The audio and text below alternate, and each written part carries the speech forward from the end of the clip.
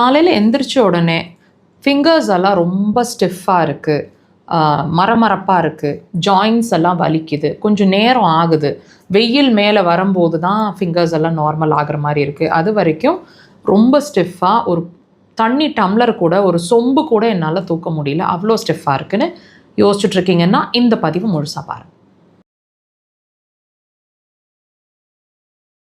காலையில் எந்திரிச்ச உடனே தினசரி இந்த ஸ்டிஃப்னஸை ஃபேஸ் பண்ணிகிட்ருக்குறோம். பர்டிகுலராக ரொம்ப வின்டர் டைம்ஸில் அந்த சிரமங்கள் ஜாஸ்தியாக இருக்குது. பட் சம்மர்லேயும் அதை நாங்கள் ஃபேஸ் பண்ணிகிட்ருக்குறோம். இது ஏதாவது வியாதியோட அறிகுறியாக இருக்கக்கூடுமா, இதுக்கு ட்ரீட்மெண்ட்ஸ் எடுக்கணுமா, எல்லாமே இந்த பதிவில் பார்த்து தெரிஞ்சுக்க போகிறீங்க. பொறுமையாக இந்த பதிவை முழுசாக பாருங்கள். இப்போது நாங்கள் சொல்லிகிட்ருக்குறோம் இல்லைங்களா, ஒவ்வொரு சிம்டமுமே ஒரு வியாதியோட அறிகுறி அப்படின்னு சொல்லி. அந்த வகையில் இதுவும் ஏதாவது சிம்டமா? எஸ். இந்த ஜாயின்ஸில் உங்களுக்கு அந்த ஸ்டிஃப்னஸ் அப்படிங்கிற ஒரு விஷயம் ஏற்படுது அப்படின்னா, ஒவ்வொரு ஜாயிண்ட்டுக்குமே லூப்ரிகேஷன் ஒன்று இருக்கணுங்க. அந்த இடத்துல நம்ம ஜவ்வுன்னு கேள்விப்பட்டிருப்போம் இல்லைங்களா, அந்த லூப்ரிகேஷன் அப்படிங்கிற ஒரு விஷயத்தை ரெனியூ பண்ணிகிட்ருக்கிறது, தினசரி நல்ல ஃப்ரெஷ்ஷாக அதை ரெஜுனேட் பண்ணிகிட்ருக்கக்கூடிய ஹெல்த்தியாக வச்சுருக்கக்கூடிய ஆர்கன் அப்படின்னு சொல்லப்படுறது. அக்குபஞ்சரில் 2 ஆர்கன்ஸை மென்ஷன் பண்ணுறாங்க. ஒன்று யூரினரி பிளாடர், இன்னொன்று கிட்னி.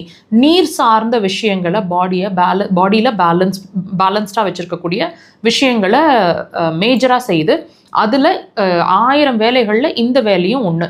ஸோ உங்களுக்கு முழங்கால் வலி வருது, அதாவது நீ ஜாயின்ஸில் வலி வருது, உடம்பே ஸ்டிஃப் ஆகிடுது, நாங்கள் சொன்ன மாதிரி இந்த ஃபிங்கர் ஜாயின்ஸ் எல்லாம் வலிக்குது, இந்த மாதிரி முதுகு வலிக்குது, இடுப்பு வலிக்குது, இந்த மாதிரி விஷயங்கள் எல்லாத்தையுமே சொல்லிகிட்டு இருக்கக்கூடிய ஆர்கன் உங்களோட யூரினரி பிளாடர், கிட்னி. நான் வீக் ஆகிட்டுருக்கேன் அப்படிங்கிறத உங்களுக்கு கிளியராக புரிகிற மாதிரி எக்ஸ்பிளைன் பண்ணிகிட்ருக்கு.